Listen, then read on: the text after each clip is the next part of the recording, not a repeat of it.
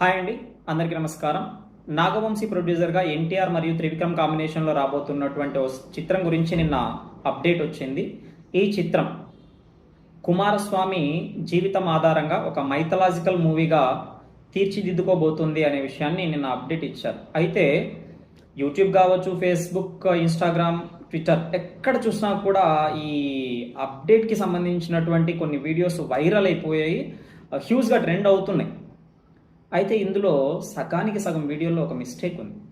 ఏంటి అంటే మణికంఠ స్వామి అంటే అయ్యప్ప స్వామి పిక్స్ పెట్టేసి ఆయన జీవితం ఆధారంగా సినిమా రాబోతుంది అన్నట్లుగా చాలామంది ట్రెండ్ చేస్తున్నారు.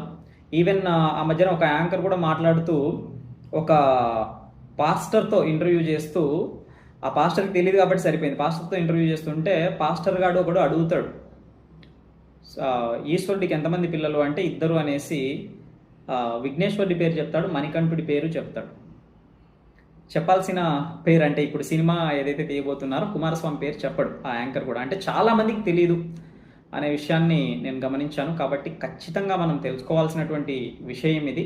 కాబట్టి కుమారస్వామి, అయ్యప్ప స్వామి వేరు. వాళ్ళకి సంబంధించిన కొన్ని చిన్న చిన్న విషయాలు నేను మరీ ఏదో చాగంటి గారిలాగా, గరికపాటి గారిలాగా వేదాల్ని, శాస్త్రాలని ఉపాసన పట్టిన వాళ్ళలాగా నేను చెప్పే అంత కెపాసిటీ లేదు. బట్ స్టిల్ నాకు తెలిసిన చిన్న చిన్న విషయాలు చెప్తాను. మణికంఠ స్వామి అంటే అయ్యప్ప స్వామి, ఆయన పులి వాహనుడు అనమాట.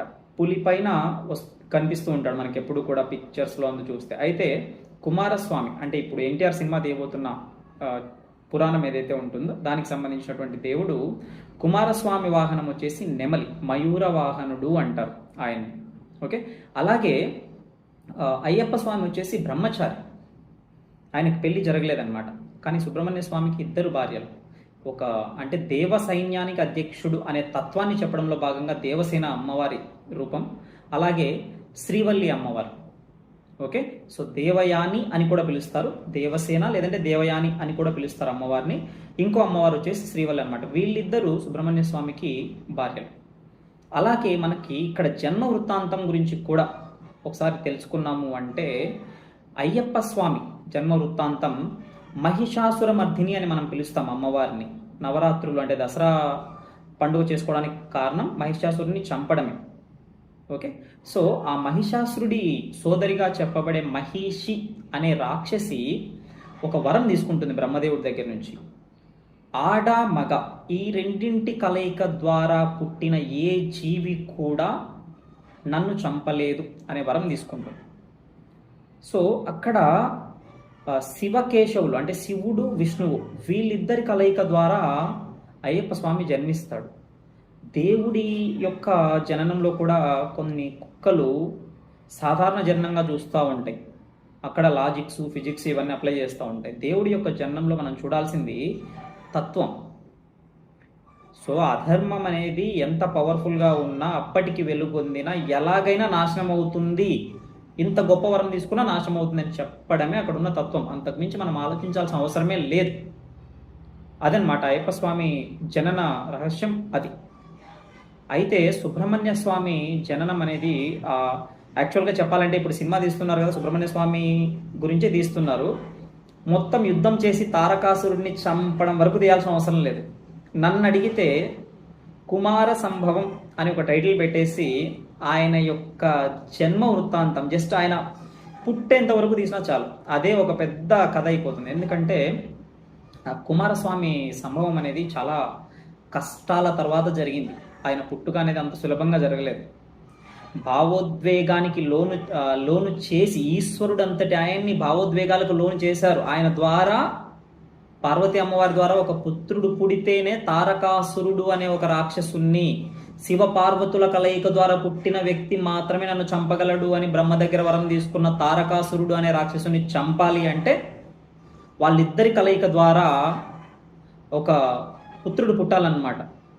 సో అలాంటప్పుడు శివుడు భావోద్వేగానికి లోనయ్యి ఆయన తేజస్సు విడుదలైనప్పుడు ఆ తేజస్సు విశ్వాన్నే దహించగలంత పవర్ఫుల్గా ఉంటే దాన్ని ఎవ్వరూ హోల్డ్ చేసి ఒక బిడ్డకి రూపాన్ని ఇవ్వలేరు అన్న ఉద్దేశంతో అగ్నిదేవుడు ఫస్ట్ వస్తాడు, ఆ తేజస్సుని నేను భరిస్తాను అని చెప్పేసి. అగ్నిదేవుడికి సైతం ఒళ్ళంతా బొబ్బలు వచ్చేస్తాయి.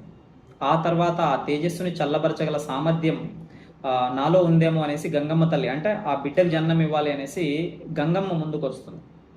ఆ తల్లి వల్ల కూడా కాకుండా ఆ తేజస్సుని వదిలేస్తుంది.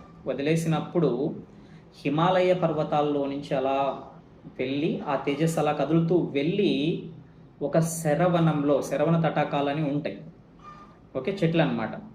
ఆ శరవనంలో ఈ తేజస్సు ఒక బిడ్డ రూపాన్ని దాల్చుకుంటుంది. మరి ఆ శరవణం ఎలా భరించగలిగింది అంటే, ఆ శరవణం అమ్మవారి స్వరూపం, అంటే పార్వతీ దేవి యొక్క స్వరూపం అన్నమాట. కాబట్టి ఆ శరవణంలో ఈయన పుట్టాడు. అందుకని ఈయన్ని, అంటే సుబ్రహ్మణ్య స్వామిని శరవణంలో పుట్టాడు కాబట్టి శరవణ భవ అంటారు. మీరు ఎప్పుడైనా తమిళ్ వాళ్ళ పేర్లు గమనించండి, మనం చాలామందిని ఎగతాళి చేస్తూ ఉంటాం. శరవణన్ అంటే సాక్షాత్తు పార్వతీ పరమేశ్వరుల పుత్రుడైనటువంటి సుబ్రహ్మణ్య స్వామి కుమారస్వామి యొక్క పేరు అనమాట శరవణన్. లేదంటే కొందరు డైరెక్ట్గా శరవణ భవనన్ అని పెడతా ఉంటారు. ఎవరైనా తమిళనాడులో కొంతకాలం స్టే చేసిన వాళ్ళకి, లేదంటే అక్కడ తమిళనాడు ద్వారా వెళ్తున్నప్పుడు హోటల్ పేరు గమనిస్తే ఫేమస్ హోటల్ శరవణ భవన్ అనేసి ఒక ఫేమస్ హోటల్ కూడా ఉంటుంది తమిళనాడులో, ఓకే.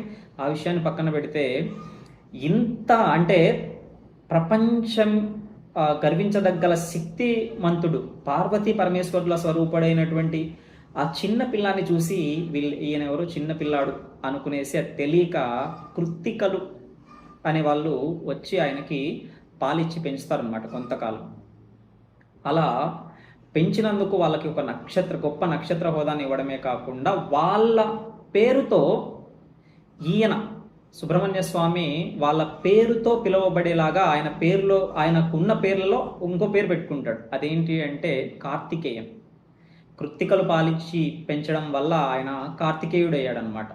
అలాగే ఆయనకి 6 ముఖాలు ఉంటాయి, అందువల్ల ఆర్ముగన్ అని పిలుస్తారు, మురుగన్ అని పిలుస్తారు, షణ్ముగన్ అని పిలుస్తారు. కాబట్టి సుబ్రహ్మణ్య స్వామి అంటే ఆర్ముగన్, మురుగన్, షణ్ముగన్, కుమారస్వామి, శరవణ భవన్, ఇలా పేర్లు చాలా ఉన్నాయన్నమాట. ఇవన్నీ కూడా సుబ్రహ్మణ్య స్వామికి సంబంధించిందే. కానీ మణికంఠ స్వామి, అయ్యప్ప స్వామి ఇది వేరు. అయ్యప్ప స్వామి పూర్తిగా వేరన్నమాట. సో ఆ విధంగా జన్మించినటువంటి కుమారస్వామి దేవ సైన్యాధ్యక్షుడిగా దేవతల మొత్తం సైన్యానికి అధ్యక్షత వహించి ఆ దేవతల్ని ఎవరైతే వేధిస్తున్నారో తారకాసురుడు అనే రాక్షసుడిని సంహరిస్తాడు. అదనమాట సుబ్రహ్మణ్య స్వామికి సంబంధించినటువంటి అంటే నాకు తెలిసినంతలో నేను చెప్పాల్సిన టైం వచ్చింది. కాబట్టి కొంచెం అంటే పూర్తిగా మిస్లీడింగ్గా చాలామంది అయ్యప్ప స్వామి ఫోటోలు పెట్టేసి రాబోతున్న కథ గురించి ఎలివేషన్ వీడియోస్ పెడుతున్నారు. ఎలివేషన్ వీడియోస్ పెట్టాలి. ఎందుకంటే సుబ్రహ్మణ్య స్వామి మా ఇంటి దేవుడు, మేము ఎంతగానో ఆరాధించే దేవుడు. కాబట్టి నేను కూడా అలాంటి వీడియోస్ని బాగా ఎంజాయ్ చేస్తాను. బట్ స్టిల్ కరెక్ట్గా చేయండి. అంటే అన్నీ తెలిసి ఉండాలని లేదు, నాకు కొంత తెలుసు. బట్ నాకు తెలిసిన విషయాన్ని చెప్పాలి అనిపించింది కాబట్టి ఈ వీడియో చేసి చెప్తున్నాను. మరిన్ని అప్డేట్స్ కోసం ఈ వీడియోకి లైక్ చేసి మా ఛానల్కి సబ్స్క్రైబ్ చేసుకోండి. Thanks for watching.